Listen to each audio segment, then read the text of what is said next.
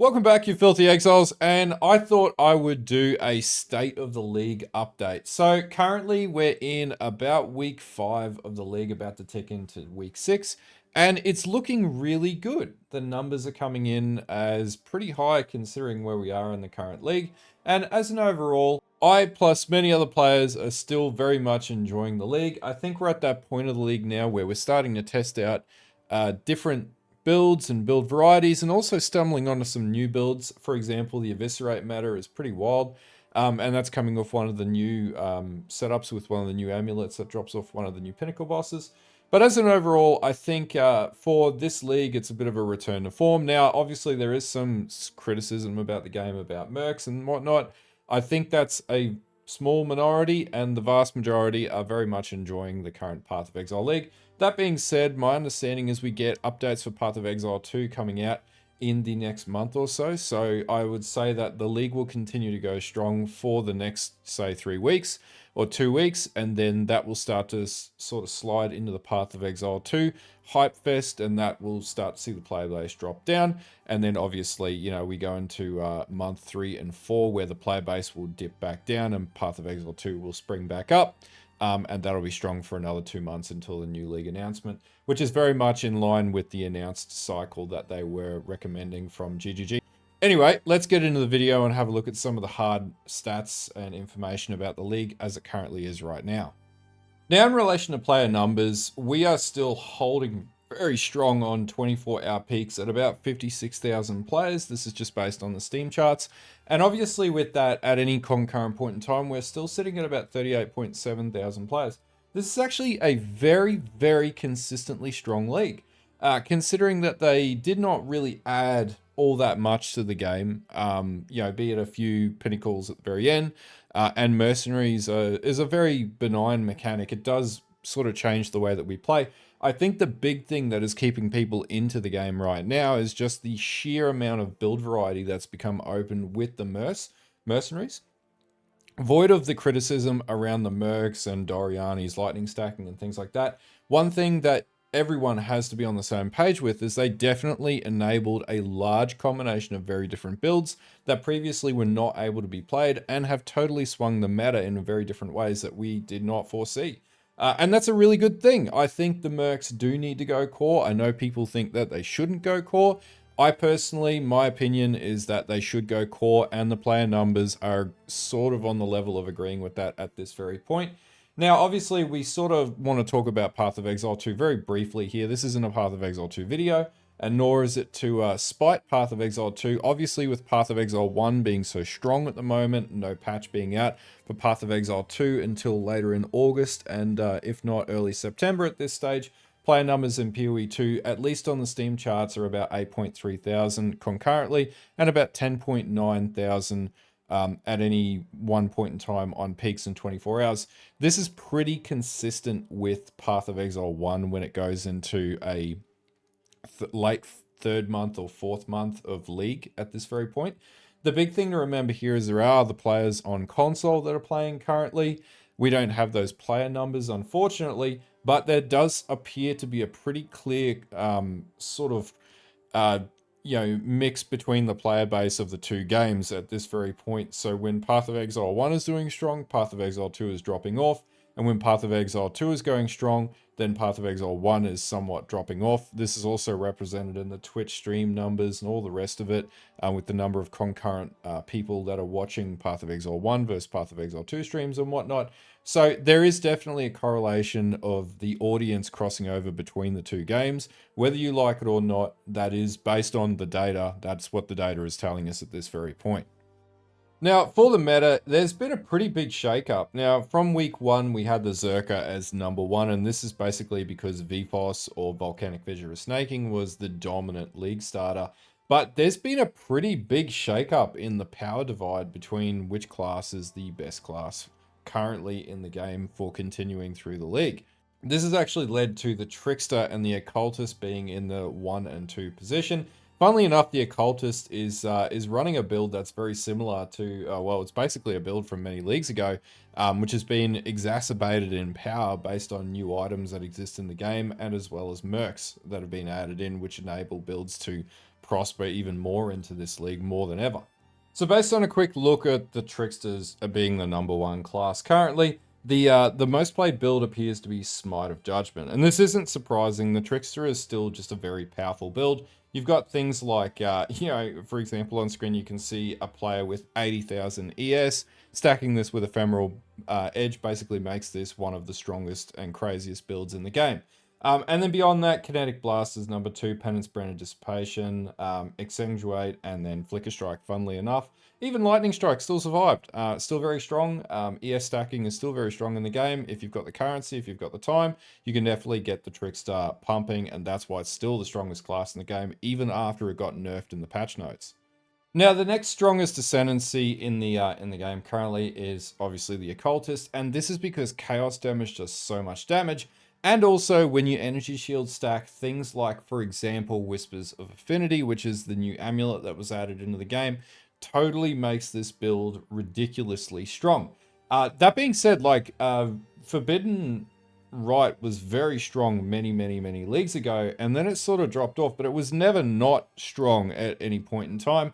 And now with new items, for example, that Whispers of Infinity, which is very easy to get, it's a very common drop, it actually just made this build even more insane. Still basically the same setup as what it was previously, and then all you need to do is stack Energy Shield on top. For example, the #1 builds using things like Relicash, with, for example, max power charges and power charge stacking, and then basically you're just nuking enemies. This is actually one of the stronger builds in Delve as well, and for a very long time was a very strong deep delving build for, God knows how many years ago now. But it's good to see it make its way back up to the top. Obviously, the second skill is Cyclone, because it uses Cyclone. And then you've got things like Summon Holy Relic and whatnot. This is basically the main used skill for this ascendancy, however, is Forbidden Right at this very point, and that's what everybody's basically going with. In fact, 79% of the occultists that are currently playing Path of Exile are using it. With Chieftain being #3, obviously Righteous Fire is the go-to. Now, even despite Fire Trap got nerfed, this is still the most used, or second most used skill, because a lot of the people playing RF are using this. Other than this, Detonating Dead of Scavenger is the third most used skill, and this is because of cast when stun builds. Cremation, as well as Detonated Dead. Firestorm or Pelting is incredibly strong on cast when stun builds. These are basically the builds that dominate the Chieftain at this very point, even though you can do some crazy Sunder builds and stuff like that. Chieftain is just a very chonky ascendancy. And yeah, these are the sorts of builds. If you want to play like AFK builds or very few button builds, then Chieftain's the way to go, because it just has so much defense from Valako's Storm being built into the Ascendancy, where you can overcap all your reses at 90% with ease, as well as the new rolls on Jewels having like up to +2 maximum fire resistance. This just makes the Chieftain a no-brainer if you just want an easy build that will just work. For the fourth contender in the ladder of the top 5, the Elementalist, which arguably is my favorite ascendancy, to be honest with you, and always has been, is pretty much dominating at this very point, and this is because of the new Eviscerate setup that's running around. Now, there's also Penance Brand of Dissipation that's being used, Forbidden Riot, Blade Vortex, Lightning Conduit. I play Lightning Tendrils. I also run a Tempest Shield build with this setup. Elementalist, with the changes to Leisure the Primordial and Golem buffing in particular, is just so incredibly powerful this league.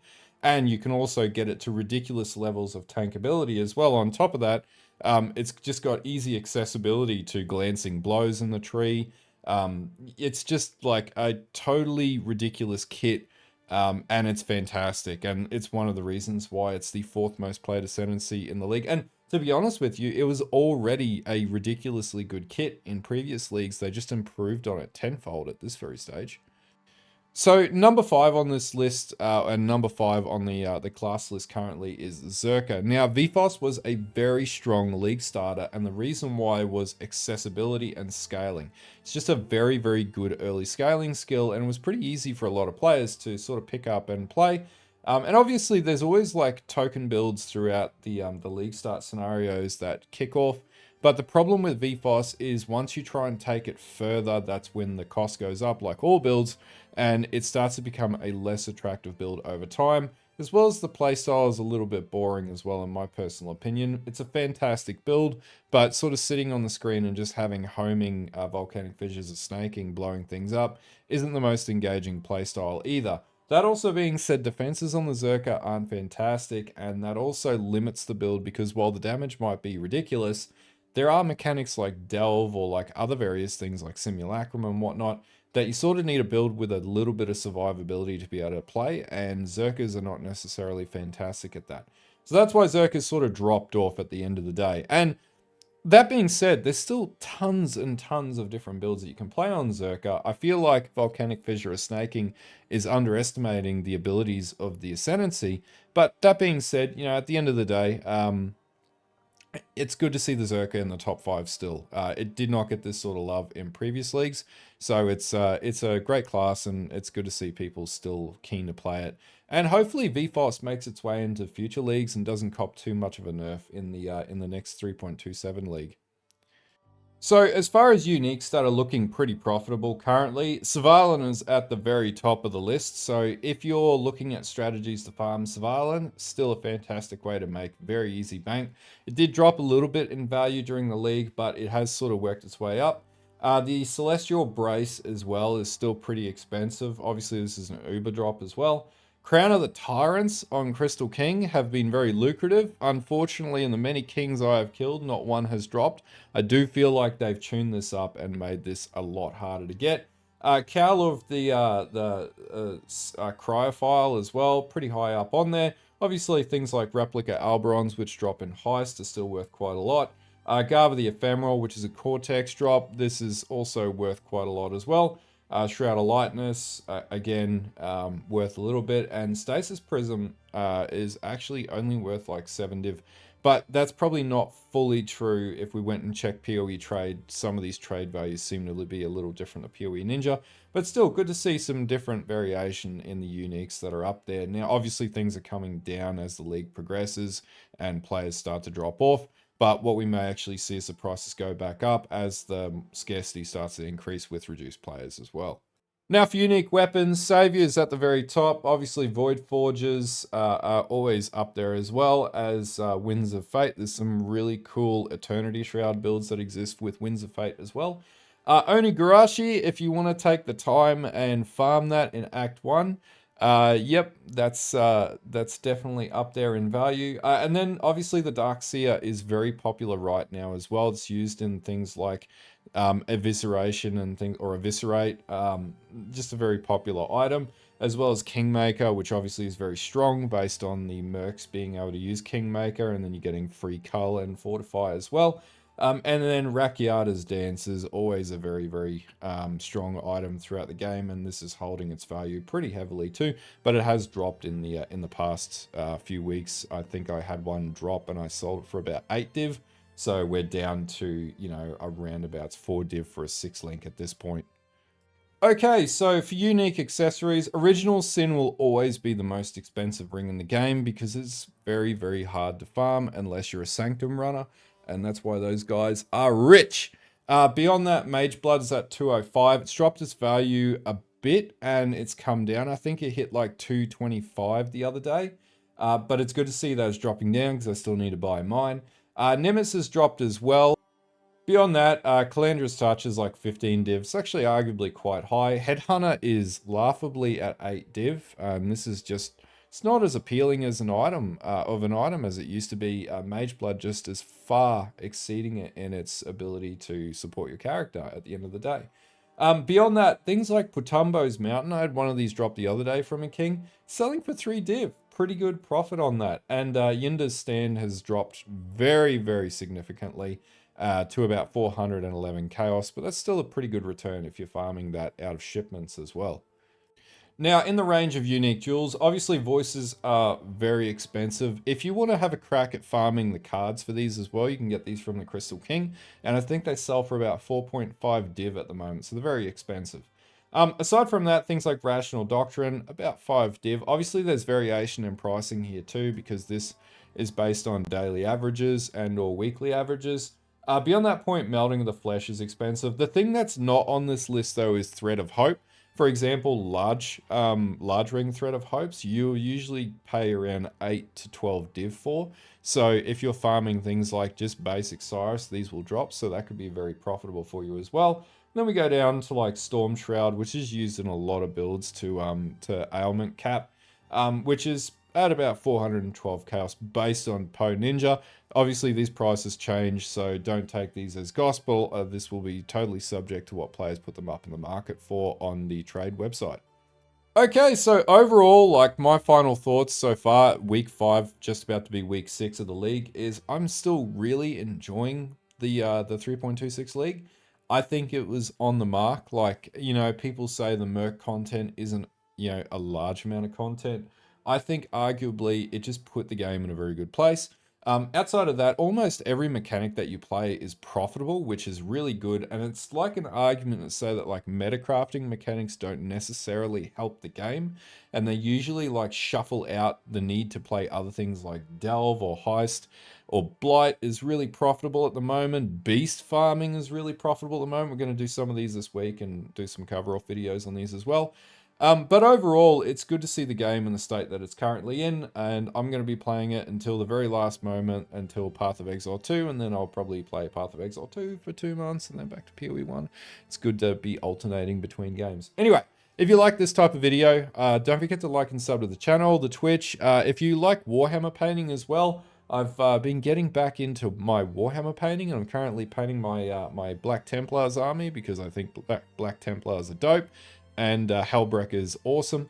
But anyway, until next time, I'll see you guys later and have a good one.